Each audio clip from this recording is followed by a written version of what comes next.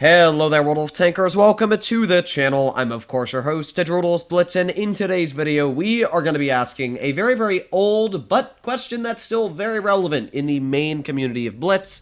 How pay-to-win is World of Tanks actually? Now, this question arises because I've been playing on my free-to-play account and wondering how much of an advantage would I have if I spent money on my free-to-play account compared to what I'm doing currently on it, which is being free-to-play.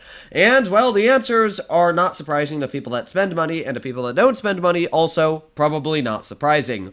World of Tanks Blitz is a completely pay-to-win game in my personal opinion. World of Tanks PC, it's slightly pay-to-win, in the fact that, yeah, sure, there's like some tier 5s, but honestly, if you're good enough in tier 5, you can probably win most of the games that you are in top tier as it is. But in World of Tanks Blitz, you can go up to tier 7, tier 8, tier 9, even tier 10 in certain aspects, have a vehicle that is a premium. A good example of this would be the AMX M4 MLE 54, the T22 medium, and be just flat out better than the other counterparts in its tier.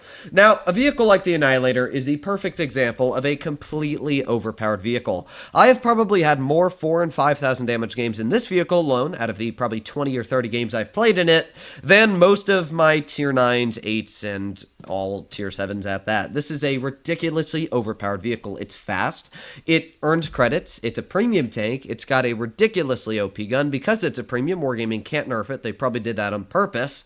Yeah, the Annihilator is defying all logics of what makes this game fair and balanced. Another example of this would be the Smasher, but it's not only at tier 7, because when you move your way up to tier 8, we've got vehicles like the Progetto 46, we've got the, the Centurion 5 AAC or whatever it's called, the RAAC 51. We've got the Defender Mark 1. We've got the WZ-121 GFT. What other overpowered tier 8s do we have? There's plenty, and obviously I'm missing a lot, like the Carnarvon Action 10. There are plenty for me to roll off on, but this is just the tip of the iceberg. Now, not only is there the ability to buy vehicles that are flat out better than just tech tree counterparts, but as well, you also have the ability to use speed boost and equipment that you normally wouldn't be able to get unless you're paying a lot of credits. Now, there you go. That is 661 hit points taken off of that SU-100Y. That's it.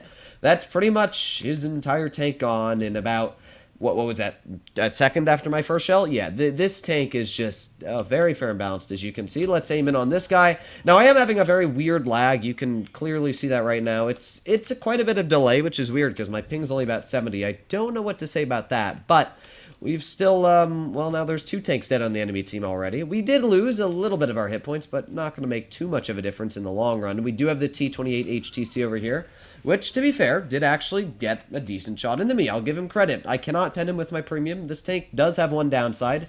Its premium pen is quite poor. But even though the premium pen is quite poor, it's still a pretty hunky tank to take out. So we got the SU-152 up top here. Let's aim in. Come on, SU. Poke it just a little further.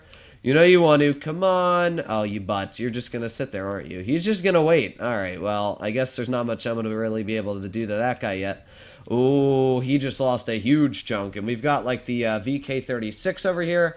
Honestly, I'm kind of slow. That's one of the issues with this tank, judging that I have no driver. But I do have speed boost, and I can plop that on and try and get some shells into the side of the HTC. So there you go. That's at least 172. And now I shall use speed and back up from the T28 HTC. I am Speed Man. Oh, gee, this is not great. Well, I don't actually know what he's aiming at right now, but you know what? That's fine with me. Let's aim in 3. There you go, 616 hit points off the T28. Again, my game's kind of laggy, and I got very unlucky in the fact that my driver was killed twice in a row. I can't really account for that. Like, you can see just how slow this thing is when it's got a dead driver. So, that I really can't say much for. But again, you just load the premium here, and there you go, 588 hit points taken off that guy. Even in this game, where my tank has been running quite poor. My game's kind of weird on the ping and everything. My guess is it's server-side lag, where there's just either a lot of people playing or Wargaming servers just can't handle the game right now. Even with that, I still was able to deal about 2,556 damage. And that was just like a game that wasn't even good. I could have easily done 3,000 damage if my driver hadn't have been killed twice, if I'd been more aggressive. So yeah, Annihilator is already a ridiculously overpowered tank, and you can see it's so overpowered in that game I didn't even have the effort to try. I could have tried, and I probably could have done over 3,000 damage, but this tank is so OP that there's no point to even play in it because you're going to win either way. And another perfect example of this is the Smasher, another overpowered tank with 640 damage per shot. So back to what I was saying about overpowered tanks. You saw there that pretty much if I connected all three of my shots, everything died. There was no question about it. Against tier 6s, the Annihilator just annihilates everything. And even though the Smasher's been a little bit power crept, it's still a ridiculously overpowered tanks. I can one-shot most tiers 5, or not, yeah, most tier 5s, but pretty much all tier 6s with HE. I can one-shot some tier 7s. You can get some nice HEs on, ruin their games. So the abilities of this tank are still just as strong as the Annihilator. The penetration's better. The only issue is this tank doesn't have armor, where the Annihilator does. And that's where the Annihilator really has its strengths. Yep, yeah, there you go. Perfect example. Kill Smasher first. And I'm not sure if that's just the guy not liking me or you know, just people wanting to target a Smasher. You can never tell with Blitz, but let's aim in a shell. There you go. Nice shot going into the T-34 for 606 hit points, and a perfect example to show just why the Smasher is a ridiculously overpowered tank.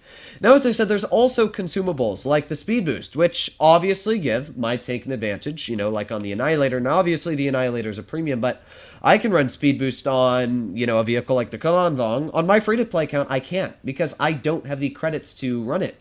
It's too expensive for my my account currently to run those, so yeah, I just don't have the ability. Oh, there's a Scorpion G, and there's 818 hit points off him. Again, the ability of a Smasher. Pay to win, and you can one-shot tier 8s too. Now we just reload. Obviously, the Scorpion G's mad with me, even though he's lost a decent chunk of his hit points already. And, well, yeah, there's the Scorpion G. Not super healthy anymore, as you can see. Ooh, ooh, come on. Ah, ha, ha, ha. Imagine if we'd hit that. But the best part is I don't even need to worry about him. Like, I've already done easy 1,400 damage this game, and now all I gotta do is continue driving on up here. We've got the T-34, the IS-5 over here. Let's see what we can do. We got that T-34. Maybe I can get a snap into the roof of his tank or so. Let's find out. Let's aim in. Aim, and fire. Oh, not bad. You can pen that with HE. If you're wondering why I did shoot an HE there, believe it or not, that is actually pennable with high explosive. And if you connect that, it pretty quickly ruins your game, as you can guess. Now, this IS-5 is obviously pretty angry with me, but I'm not going to worry too much about it. Let's aim in another HE on this guy. Oh, big sad. He's just going right through my turret, which makes sense. You know, that vehicle does carry about 250 millimeters of standard pen. It's got pretty ridiculous pen. But now that I am done trying to pen those shots on his cupola, I don't even need to try, because I can just fire my, ooh, come on, IS-5. Yeah, there you go. Nice overmatch right on the roof of his tank for 640. Obviously, that guy didn't enjoy that all too much, as he's really, really trying to kill me. And with that, again, I'm just gonna wait here. And what I'm actually gonna try and do is wedge my tank down, and maybe we can get a nice another tap right into his cupola. Yeah, this IS-5's really not enjoying me all too much. He lost about what, maybe 1,200 hit points to me.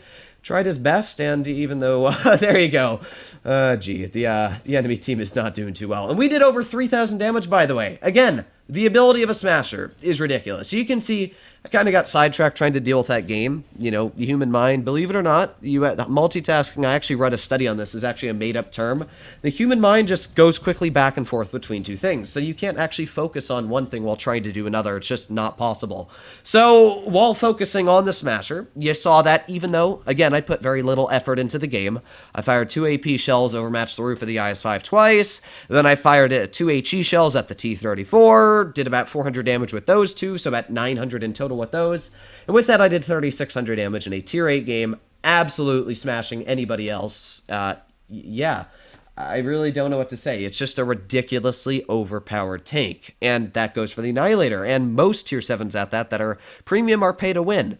And as I said, in tier 10, there's equipment like reductive armor, there's speed boost, there's also crew. Crew costs money if you want to pass it, and crew is terrible if you're grinding at stock. I can tell you personally, it is one of the worst things. In fact, I am so tempted to literally just save up gold on my RU account and just gold the crew, because it is that bad grinding a stock crew. It's like 40-50% worse. So yeah, there's a lot of things being pay to win gives you advantages on. And honestly, overall, for the moral of this video, I would say being pay to win, if you're going to buy a Smasher or an Annihilator, would give you about maybe a 60-70% advantage over most players, especially if you're like me and you know what you're doing. I can confidently have about a 30% to 40% higher chance of winning every single game in this vehicle. And yeah, you might think, well, that might give you about a 90% average win rate. Well, you'd be correct on that. Honestly, I got this tank about 2 years ago and I wasn't as good, and I'm 78% in it. I could probably go 90% in it now. It's a ridiculous tank. Hopefully all of you enjoyed today's video. If you want to see more like it, please consider smashing that subscribe button down below. I do blame Wargaming for the overpowered part. That is their fault. It is, the public's mentality of buying these tanks that also is part to blame, but it's Wargaming's fault for bringing them into the game because they know that people will buy them, and they're using that to abuse the system and make it worse for free-to-play players, so that they're forced and obligated to buy overpowered tanks or free XP their crew so that they don't get smashed by an Annihilator. Hopefully all of you enjoyed today's video. If you want to see more like it, please consider smashing that subscribe button down below. Other than that, stay happy, stay healthy, and I'll be seeing you in the next one. Bye-bye.